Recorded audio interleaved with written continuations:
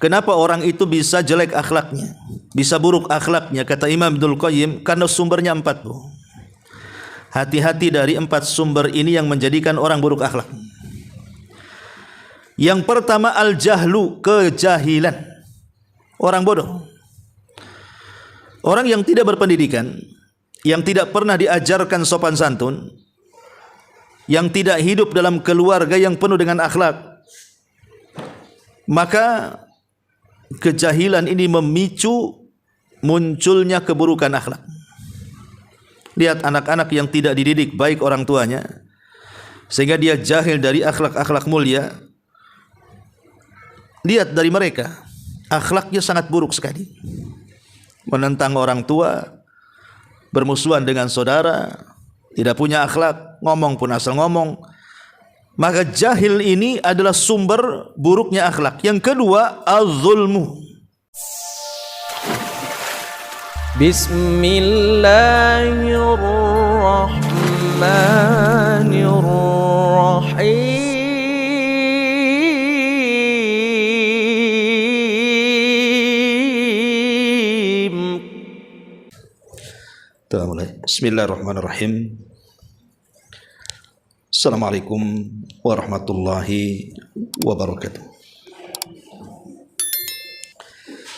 Alhamdulillah wassalatu wassalamu ala Rasulillah wa ala alihi wa sahbihi wa mawalah wa la hawla wa la quwwata illa billahi wa ba'du. Alhamdulillah, segala puja dan puji hanya milik Allah Jalla fi'ula. Salawat dan juga salam kita hadiahkan kepada Rasul kita Nabi besar Muhammad sallallahu alaihi wa ala alihi wasallam. Kita lanjutkan kajian kita membahas kitab Al-Jami', dan kita masuk dari hadis Abi Sa'id Al-Khudri radhiyallahu an. Baik, kita baca hadisnya baru kita jelaskan. An Abi Sa'id Al-Khudri radhiyallahu an. Qala Rasulullah sallallahu alaihi wasallam khaslatani la yajtami'ani fi mu'minin. Al-bukhlu wa su'ul khuluqi. Akhrajahu at-Tirmidzi wa fi sanadihi dha'fun. Dari Abi Sa'id Al-Khudri radhiyallahu anhu, dia berkata, Nabi sallallahu alaihi wasallam bersabda, ada 2 perangai yang tidak akan terkumpul pada diri seorang mukmin. Pertama, sifat bakhil, dan yang kedua, akhlak yang buruk. Hadis ini dikeluarkan oleh Imam At-Tirmidzi dengan sanad yang lemah. Ma'asyiral muslimat yang dimuliakan Allah Azza wa Jalla, meskipun hadis ini lemah,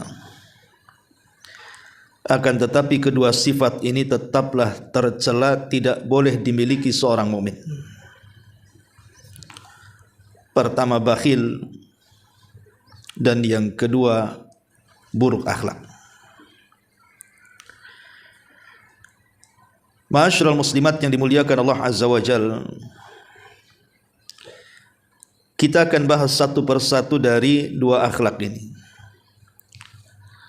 Pertama, bakhil. Seorang muslim tidak boleh bakhil dan harus memperingatkan orang lain agar tidak bersifat bakhil. Karena bakhil ini yang akan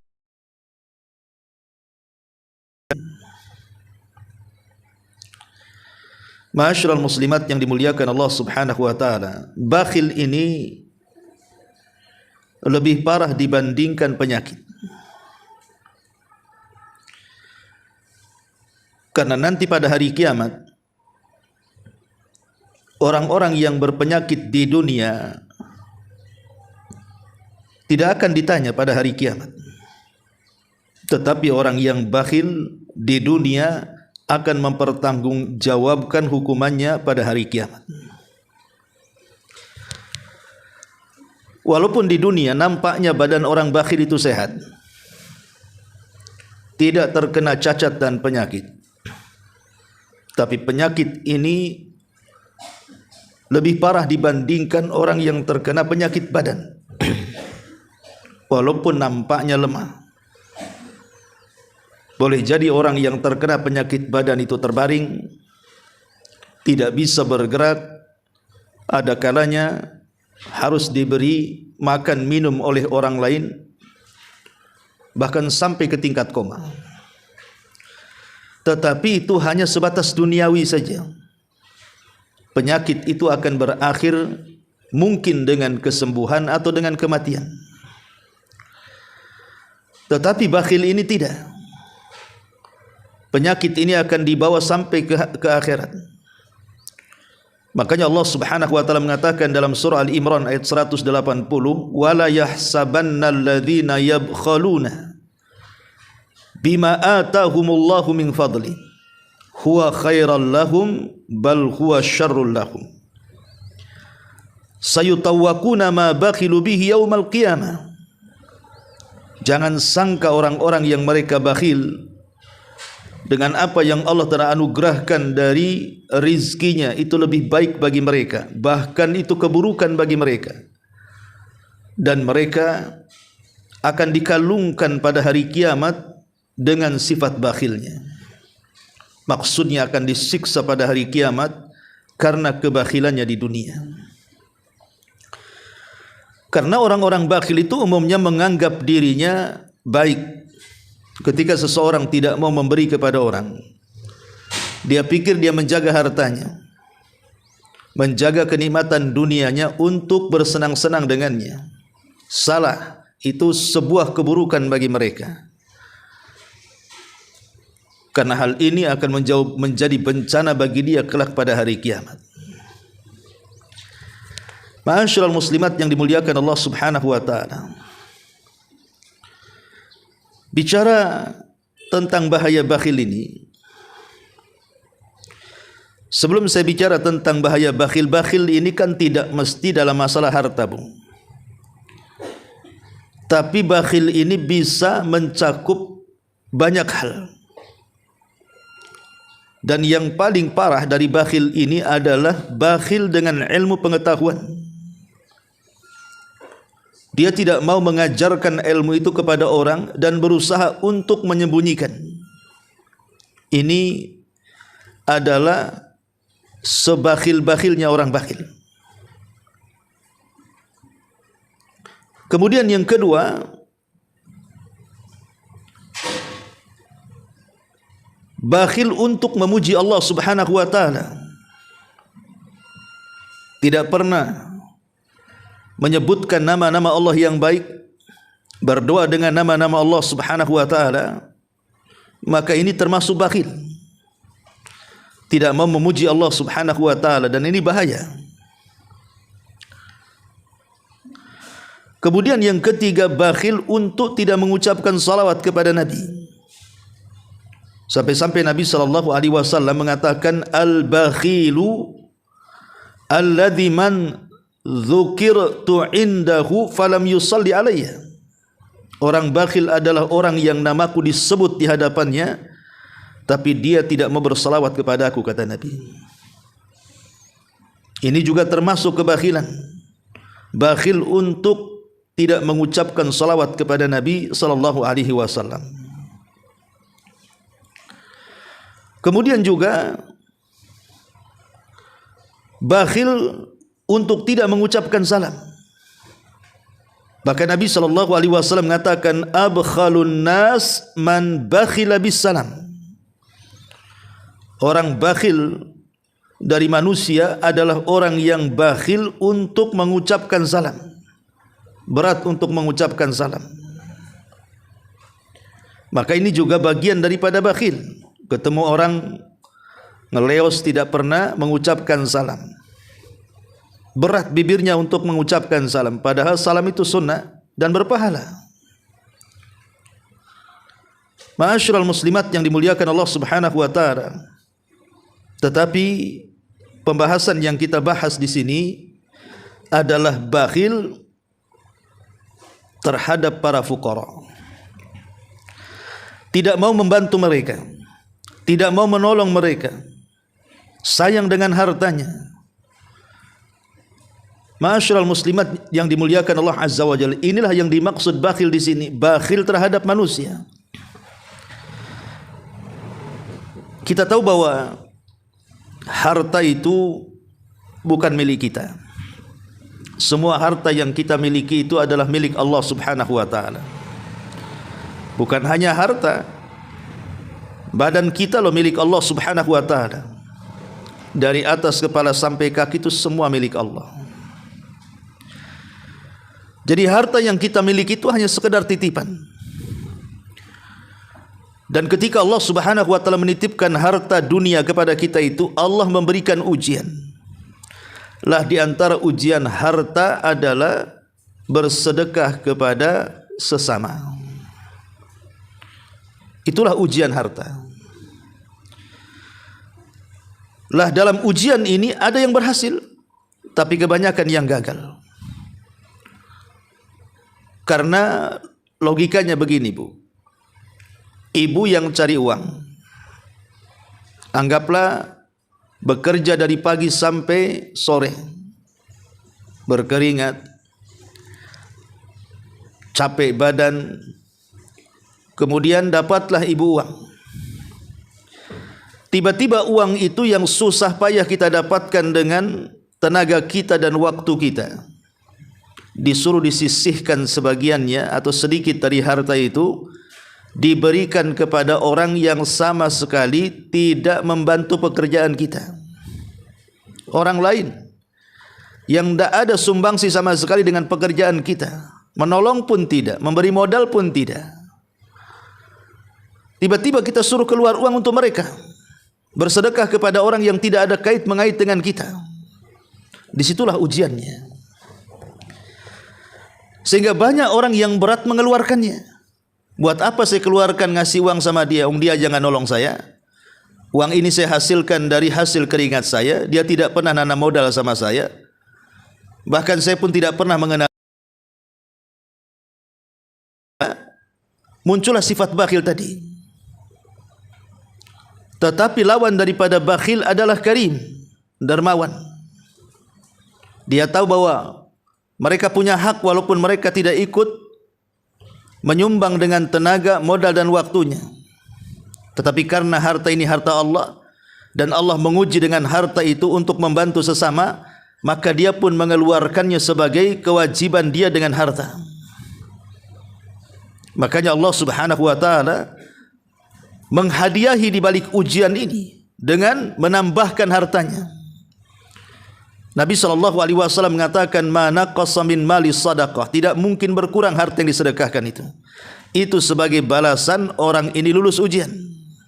Maka Allah Subhanahu wa taala kasih hadiah dengan melipat gandakan hartanya. Tapi si bakhil tidak. Justru dia tidak sadar hartanya sedang dihancurkan Allah Subhanahu wa taala. Bahkan Allah mengutus malaikat setiap pagi berdoa kepada Allah Azza wa Jalla, ya Allah, hancurkan orang-orang yang menahan hartanya dan tidak mau bersedekah kepada sesamanya. Jadi sifat bakhil ini sangat membahayakan dan tidak pantas dimiliki seorang muslim. Di antara perkataan para ulama salaf tentang masalah ini, berkata Bishr ibn Al-Haris, an-nadharu ilal bakhili yuqassil quluba. Memandang orang bakhil itu bisa mengeraskan hati. Makanya ibu kalau punya kawan bakhil, jangan dikawani. Dipandang pun jangan. Itu bisa mengeraskan hati. Nanti ketularan penyakitnya. Kemudian juga Abdullah ibn Amr radhiyallahu anhu mengatakan, asyukhu asyaddu minal bukhli. Lianna syahiha huwa alladhi yasuhu ala ma fi yadi ghairihi hatta ya'khudahu wa yashihu bima fi yadihi fayuhibbuhu wal bakhilu huwa alladhi yabkhulu bima fi yadihi. Bakhil itu kata beliau ada dua tingkatan. Ada yang disebut dengan asyuh dan ada yang disebut dengan al-bukhl. Lah asyuh itu tingkatan bakhil paling tinggi, Bu.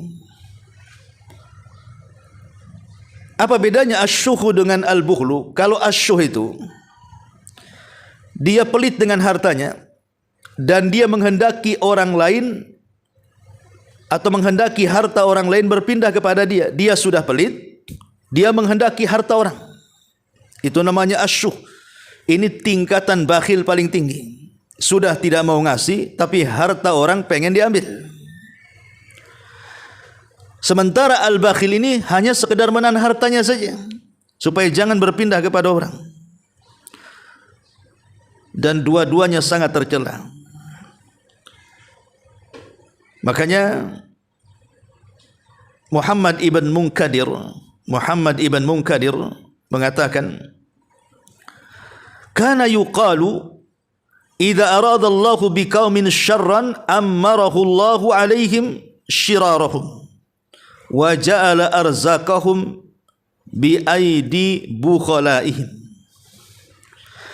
Apabila Allah hendak meletakkan keburukan kepada sebuah kaum, maka Allah akan pilih di antara mereka para pemimpin-pemimpin jelek, dan Allah jadikan rizki-rizki mereka di tangan orang-orang bakhil.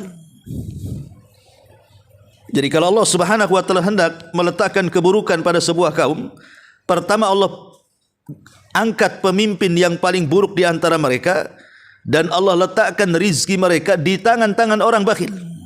Lihat bagaimana Muhammad ibn Munkadir menggambarkan bahwa kebakhilan ini tanda keburukan sebuah umat, tanda keburukan sebuah kaum ketika merebaknya kebakhilan. Makanya pengaruh bakhil ini luar biasa, Bu. Apa saja pengaruh bakhil ini? Pertama, orang bakhil itu diharamkan akan mendapatkan pahala besar dari pahala-pahala infak dan sedekah dan pintu-pintu kebaikan yang lainnya. Jadi orang bakhil itu hakikatnya membuang pahala. Harusnya dengan kekayaan itu dia bisa mendapatkan pahala banyak, pahala yang akan mengalir seumur hidupnya sampai kematiannya. Idza mata ibnu Adam inqata amaluhu illa min salasin sadaqatin jariyah. Apabila anak Adam meninggal dunia, maka tidak ada yang dibawa ke dalam kuburnya kecuali sedekah yang mengalir. Orang bakhil tidak akan memiliki pahala ini. Pahala yang mengalir sampai kuburannya terhalang bagi orang yang bakhil. Yang kedua, pengaruh buruk bakhil itu menunjukkan lemahnya iman dan buruk sangkanya dia kepada Allah Azza wa Jalla. Dia sangka kalau seandainya dia keluarkan sebagian harta atau sedikit dari hartanya, menunjukkan apa? Menunjukkan kefakiran. Karena kalau dia sedekahkan 100.000, maka akan hilang 100.000 di dompetnya. Sehingga dia berburuk sangka kepada Allah seolah-olah dia menyia-nyiakan hartanya dan memberikan kepada orang dan mengurangi hartanya. Padahal Al-Quran dan Sunnah sudah membuat paradigma terhadap kaum muslimin bahwa siapapun yang bersedekah pasti akan ditambah, tapi orang bakhil tidak yakin dengan tambahan itu. Akhirnya berburuk sangka dengan Allah, jadilah dia lemah iman. Kemudian yang ketiga, akan membuat manusia tidak suka. Orang bakhil orang enggak suka. Contoh sederhana ya Ibu ya. Ibu makan sama kawan-kawannya. Perhatikan orang bakhil ini, biasanya banyak alasan tuh. Giliran mau bayar terakhir, siapa yang mau bayar, nampak orang bakhil itu. Pura-pura ke toilet, pura-pura menerima telepon, pulang dulu, sibuk. Giliran suruh bayar saja banyak alasan, Bu. Giliran pesan makan, paling depan dia milih menu. Ini nampak kan, tidak suka. Lama-lama sekali, 2 kali, 3 kali, lama-lama dicap tuh. Jangan bawa dia katanya. Lama-lama manusia benci, jijik sama dia kan, karena kebakhilan tuh. Itulah buah bakhil. Kemudian yang keempat, lebih daripada itu, rizki akan diharamkan kepada dia. Dia sangka dengan bakhil itu akan membawa kekayaan, salah. Bakhil itu membawa kemiskinan, karena Allah haramkan rizki kepada orang bakhil. Yang kelima, sadar ataupun tidak sadar, orang bakhil ini jatuh kepada perbuatan dosa. Kenapa? Karena dia meninggalkan hak dan kewajiban yang harus dilaksanakan dari perintah Allah, seperti sedekah dan zakat, infak dan sedekah. Itu adalah perintah Allah. Tapi orang bakhil ini tidak mau. Jangankan lagi yang sunnah, yang wajib saja tidak mau. Makanya dia telah melakukan perbuatan dosa. Ma'asyiral muslimat yang dimuliakan Allah Azza wa Jalla, bahkan yang lebih parah, kalau orang sudah bakhil, biasanya kebakhilan ini bukan hanya tidak memberi kepada orang, bahkan ada orang yang sampai bakhil kepada dirinya sendiri. Uangnya banyak sebenarnya, untuk membeli pakaian sendiri seolah-olah tidak sanggup. Untuk makan enak saja seolah-olah tidak sanggup, padahal uangnya banyak. Itulah orang bakhil, terkadang menyiksa dirinya. Dia tidak pernah menikmati kehidupan dunia, padahal dunia di tangan dia. Itulah si bakhil, mengharamkan kenikmatan untuk dirinya sendiri dan juga orang lain. Dan tentunya orang bakhil ini terkadang memancing orang untuk berbuat jahat kepadanya, entah ingin merampoknya, entah ingin mencurinya, dan menimbulkan kebencian seorang muslim kepadanya. Bahkan bisa saja kemudian menyingkap aibnya. Orang bakhil ini awalnya tidak akan tersingkap aibnya, tapi dengan kebakhilannya maka manusia akan membicarakannya. Lama-lama akan tersingkap aibnya, Bu. Hati-hati, kebakhilan ini bisa menyingkap aib. Ma'asyiral muslimat yang dimuliakan Allah Azza wa Jalla, dan perlu diketahui bahwa bakhil ini sifatnya orang-orang munafik. Sifat orang munafik adalah kebakhilan. Makanya Al-Qurtubi ketika memberikan catatan kepada Al-Ahzab, surah Al-Ahzab 19, beliau mengatakan innallaha wasafa hulaikal munafiqina bil jubni wal bukhli.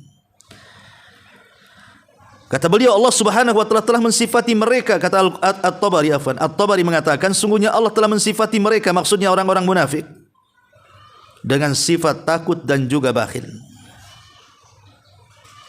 Dan bakhil ini tidak ada kebaikan bagi dirinya dan orang lain. Dan itu adalah seburuk-buruk sifat dari sifat-sifat manusia yang bisa menghancurkan individu dan masyarakat. Makanya kenapa di sini Nabi SAW mengatakan bahwa seorang mukmin tidak layak memiliki sifat ini, kebakhilan, dan yang pertama adalah su'ul khuluqi. Ini bahaya bakhil.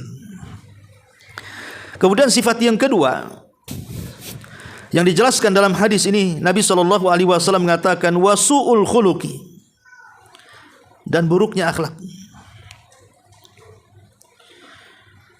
Al-Imam Ibnul Qayyim rahimahullahu ta'ala mengatakan buruk akhlak itu sumbernya 4. Kenapa orang itu bisa jelek akhlaknya, bisa buruk akhlaknya? Kata Imam Ibnul Qayyim, karena sumbernya 4, Bu. Hati-hati dari 4 sumber ini yang menjadikan orang buruk akhlak. Yang pertama, al-jahlu, kejahilan. Orang bodoh, orang yang tidak berpendidikan, yang tidak pernah diajarkan sopan santun, yang tidak hidup dalam keluarga yang penuh dengan akhlak, maka kejahilan ini memicu munculnya keburukan akhlak. Lihat anak-anak yang tidak dididik baik orang tuanya, sehingga dia jahil dari akhlak-akhlak mulia. Lihat dari mereka, akhlaknya sangat buruk sekali. Menentang orang tua, bermusuhan dengan saudara, tidak punya akhlak, ngomong pun asal ngomong, Maka jahil ini adalah sumber buruknya akhlak. Yang kedua, az-zulmu, kezaliman. Orang kalau sudah berbuat zalim, maka tidak akan punya akhlak. Karena orang yang zalim ini bisa saja menyakiti perasaan orang dengan tajamnya lisan, menyakiti badan orang dengan ringannya tamparan, bahkan menganggap ringan darah orang dengan membunuhnya. Nggak ada akhlak orang-orang yang zalim itu. Maka jauhi sifat zalim, karena ini sumber munculnya akhlak buruk. Kemudian yang ketiga, asyahwatu, mengikuti syahwat hawa nafsu. Akhirnya jatuh kepada zina, minum khamr, jatuh kepada judi, jatuh kepada macam-macam maksiat karena mengikuti syahwat ini. Akhirnya jatuh kepada perangai yang buruk. Dan yang terakhir, al-ghadab, mengikuti emosi amarah. Orang yang marah itu tidak akan berakhlak, Bu. Umumnya orang marah kan, kayak ibu lagi marah nih, udah mata merah, melotot, mau keluar, urat lagi kencang, kadang-kadang ngomong gak dipikir, Bu, mengeluarkan kata-kata binatang dari A sampai Z.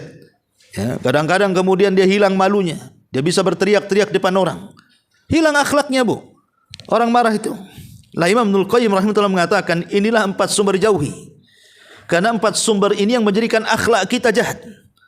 Ya, kejahilan, kezaliman, syahwat dan marah. Ma'asyiral muslimat yang dimuliakan Allah Subhanahu wa taala. Bicara tentang akhlak yang buruk. Akhlak yang buruk ini kan penyebabnya banyak. Kalau sumbernya jelas 4 tadi, Ibu. Jelek akhlak itu banyak. Ya. Pertama, al-wilayatu. Mungkin dia diberikan pangkat, jabatan, kedudukan, merasa sok, sampai-sampai merendahkan orang, merasa dia paling tinggi sehingga dia bisa mencaci maki orang. Lihat para pemimpin itu, Bu, yang sok-sok jadi pemimpin, padahal dia tidak sadar bahwa kepemimpinan itu amanah. Allah yang memberikan, Allah juga berhak mencabutnya. Tetapi banyak orang-orang yang terlahir menjadi pemimpin itu seperti Fir'aun dan Namrud. Kadang-kadang menindas dengan ucapannya, merugikan dengan perbuatannya. Jadi kepemimpinan itu kalau tidak tahu itu amanah dari Allah, membawa bencana, maka akan muncul akhlak-akhlak buruk, Bu. Ini yang pertama. Yang kedua, al-azl, menyendiri, gak mau bergaul dengan orang. Itu juga menimbulkan akhlak buruk, Bu. Kita ini manusia harus bersosial, harus berkawan, bukan ngurung aja kan begitu ya. Kan ada tuh orang-orang yang mungkin pikir karena sudah ngaji, pindah ke lingkungan yang tidak ada satupun yang ngaji di lingkungan itu, akhirnya ngurung diri di rumahnya, nggak mau keluar bertetangga. Alasannya apa? Buat apa katanya, orang-orang sekitar ini orang awam katanya. Akhirnya ngurung diri, Bu. Ini membuat kecurigaan orang. Nanti gas dapur meledak disangka teroris. Karena nggak mau bergabung sama orang kan, Bu ya. Ingat, kalau seandainya seorang muslim itu mau bersosialisasi dengan tetangga dan masyarakat, kemudian mendapatkan gangguan, mungkin digibah, diejek, disakiti, dibuli, difitnah, digibah, itu lebih baik, Bu, dibandingkan ngurung diri di rumah dan tidak ada yang mengganggu. Begitu Nabi mengatakan. Karena ketika kemudian kita bergaul dengan orang itu kan menumbuhkan sifat kedewasaan sehingga dia bisa mengelola konflik tuh. Bisa menghadapi orang, bisa memberikan solusi kepada orang, bisa membantu orang dan begitu seterusnya. Yang ketiga, al-ghina, kekayaan.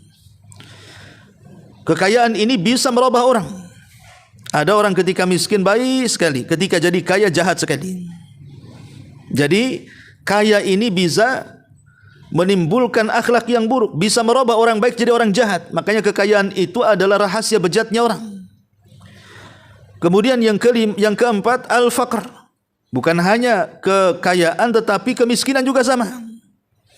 Betapa banyak orang-orang yang mencari sesuap nasi karena kelaparan, akhirnya jadi pencuri, jadi penjamret, perampok. Ya, karena ingin makan. Sementara tidak ada yang dimakan, terpaksa dia melakukan hal-hal yang seperti itu kan. Jadi kemiskinan juga bisa menimbulkan akhlak buruk. Ya. Ataupun yang kelima, al-humum, stres. Banyak masalah, ya. Banyaknya masalah, banyaknya problem, akhirnya kemudian stres. Stres ini juga bisa menjadikan munculnya akhlak buruk.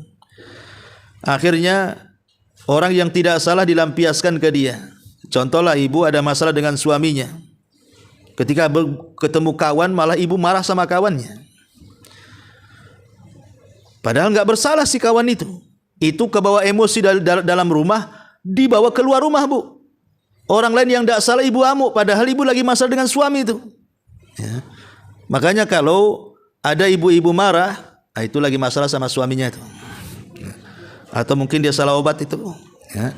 Jadi perkara-perkara seperti ini, stres ini, biasanya muncul akhlak buruk, Bu.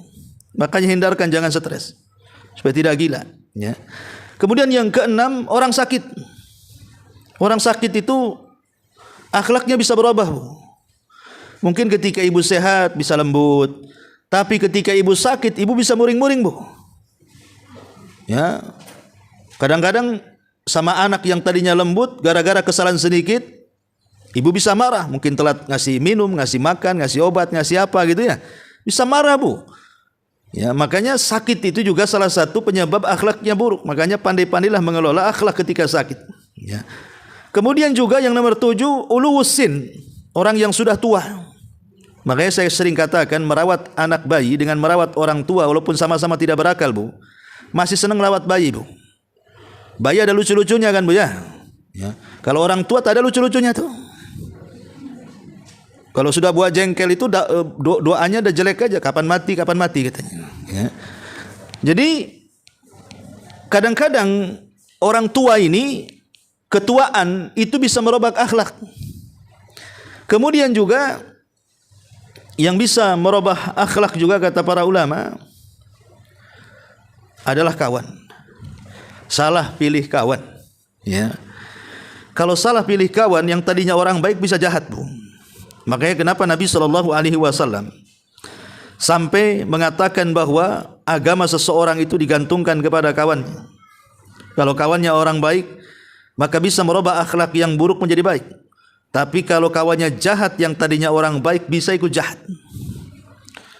Makanya inilah di antara 8 perkara yang kata para ulama menyebabkan sebab-sebab munculnya akhlak buruk. Dan Imam Al-Ghazali rahimahullahu ta'ala mengatakan, al-akhlaqus sayyi'atu hiya sumumul qatilatu. Akhlak yang buruk adalah racun yang membunuh. Akhlak yang buruk adalah racun yang bisa membunuh. Dan dia juga mengatakan, al-akhlaqul khabithatu amradul qulubi wa asqamun nufusi. Akhlak yang buruk adalah penyakit-penyakit hati dan penyakit-penyakit jiwa. Jadi akhlak yang buruk lebih parah dibandingkan orang gila, Bu. Kalau orang gila sudah karuan gila, tapi ini orang waras jadi gila. Ya, itu disebabkan oleh akhlak yang buruk.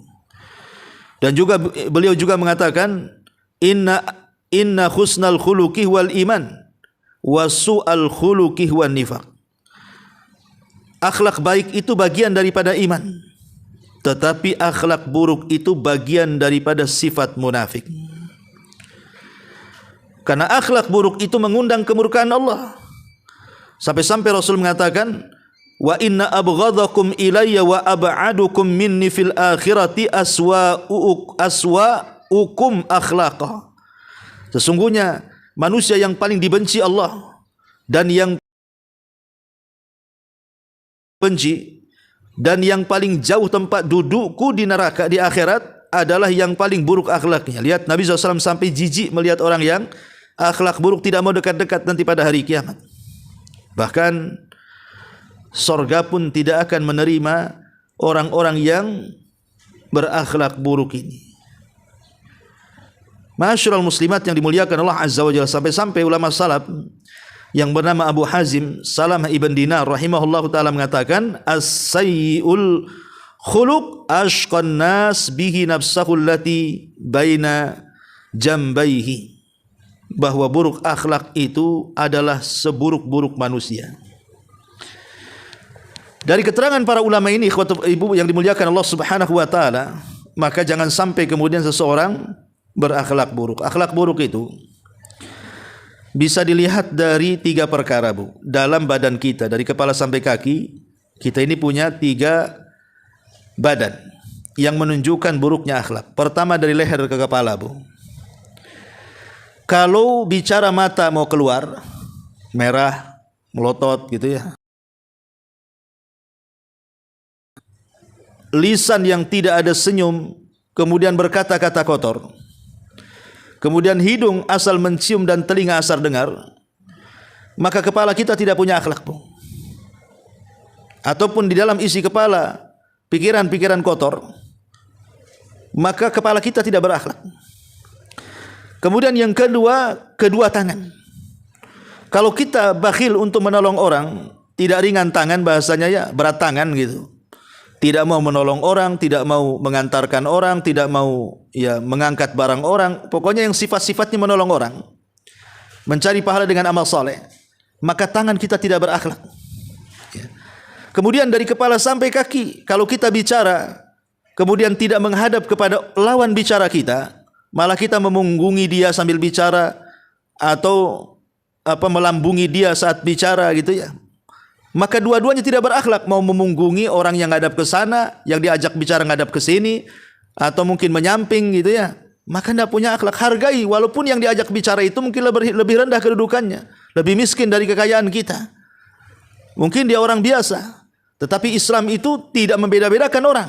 Ya kalau ngomong hadap-hadapan badan.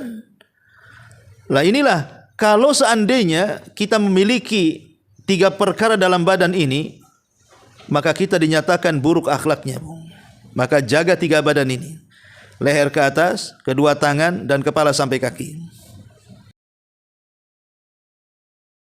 Mat santun, mata sayu, tidak pernah melotot, tenang, pikirannya tidak ada yang negatif gitu ya, tidak asal dengar, tidak asal cium, tangannya ringan tangan, badannya pun menghargai orang, maka dia dikatakan baik akhlaknya.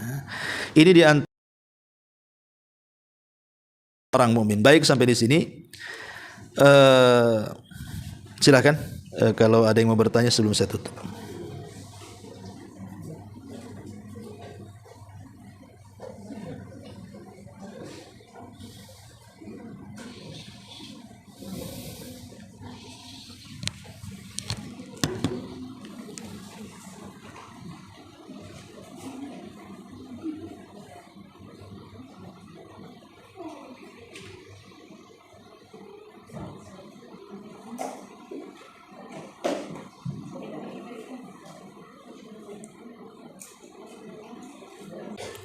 Keras kepala maksudnya apa itu? Keras kepalanya tuh.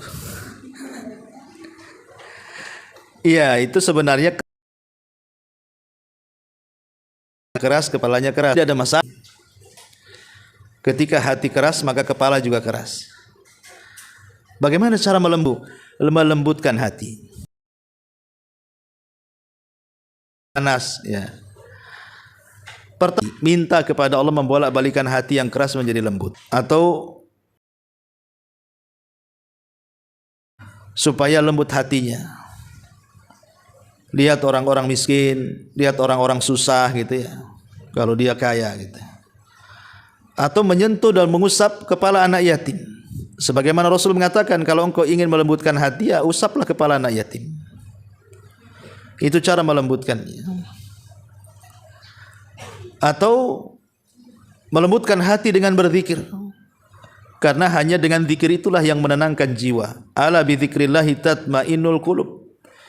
Ingatlah, dengan zikir itu lambat laun bisa menenangkan hati dan melembutkannya. Atau membaca Quran. Atau hadir di majelis ilmu. Supaya hati kita lembut. Karena orang-orang yang jarang duduk di majelis ilmu, jauh daripada ta'lim, ruhnya tidak pernah dikasih makan, hanya badannya saja, itu mengeras hatinya, Bu. Ya. Kemudian juga berusaha untuk menjadi lembut walaupun awalnya dipaksakan.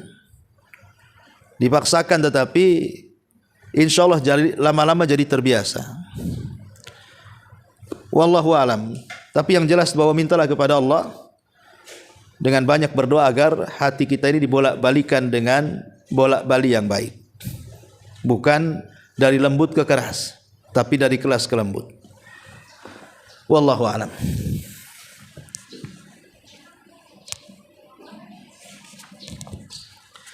Baik, sampai di sini. Subhanakallahumma bihamdika asyhadu an la ilaha illa anta astaghfiruka wa atubu ilaik. Allahu ta'ala alam.